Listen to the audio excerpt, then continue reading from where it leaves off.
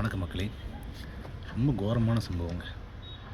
நேற்று சென்னையில் பார்த்தீங்கன்னா 2 பசங்க பேர் சுகைல், ஜோயல் 10:30 மணிக்கு நைட் 10:30 மணிக்கு இல்லீகலாக வந்து ஒரு பேன் பண்ண பாலத்தில் வந்து ஹை பவர் இன்ஜின் பைக்கில் வந்து ரேஸ் நடத்தியிருக்காங்க. ரேஸ் நடத்துறதுனால நல்லா ரேஸ் பண்ணியிருக்காங்க.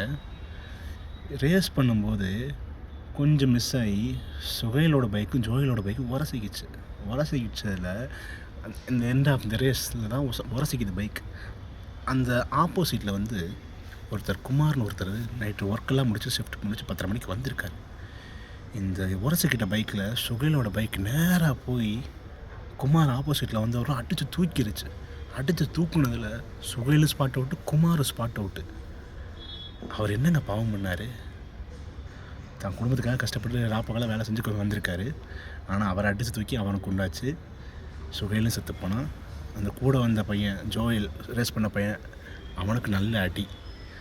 இதுலேருந்து என்னென்னா தப்பு அவங்க பெற்றவங்க மேலே. அந்த சுகைல் அந்த 2 பசங்க இருக்காங்க, சுகைல் ஜோயல், அந்த பையனோட அப்பா அம்மாவை சொல்லணும். எந்த ஒரு விவரமே இல்லாத பசங்களுக்கு ஹை பவர் இன்ஜினில் அதிக ரேட்டில் ஒரு பைக்கை வாங்கி கொடுத்து அவன் லைஃபும் காலி, அந்த குமார் சார் அவர் லைஃபும் காலி. அந்த ஆன் ஸ்பாட்டில் குமாரோட அவங்க ஒய்ஃப் கதறாங்க. அவங்க 2 பொண்ணுங்க இருக்காங்க, அவங்களுக்கு கதறாங்க. யார் அவங்கள பாப்பா? அவங்க லைஃப் என்ன, அவங்க ஃப்யூச்சர் என்ன? சின்ன பொண்ணுங்க 2ம். இது கேஸாக மாறும் பட்சத்தில் மாறினால் ஜட்ஜோட தீர்ப்பு என்னவாக இருக்கணும்னா, ஒன்று விவரம் தெரியாத பசங்களுக்கு ஹை ரேஞ்ச் பைக் வாங்கி கொடுத்த அந்த பெற்றவங்களை தூக்கி உள்ளே வைக்கணும்.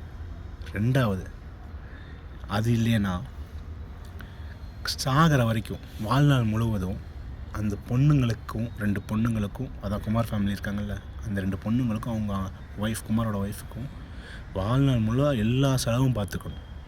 இதுதான் கவர்மெண்ட் ஜட்ஜோட தீர்ப்பாக இருக்கணும். இதுதான் உங்களோட தீர்ப்பாக இருக்குன்னு நான் நம்புகிறேன்.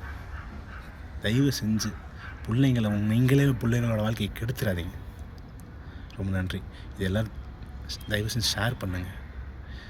பசங்களா பார்த்துருங்கடா. ஏன்டா உங்கள் லைஃப்பை ஸ்பாயில் பண்ணிவிட்டு மற்றவங்களோட இதையும் ஏன்டா நிம்மதியும் கெடுக்குறீங்க?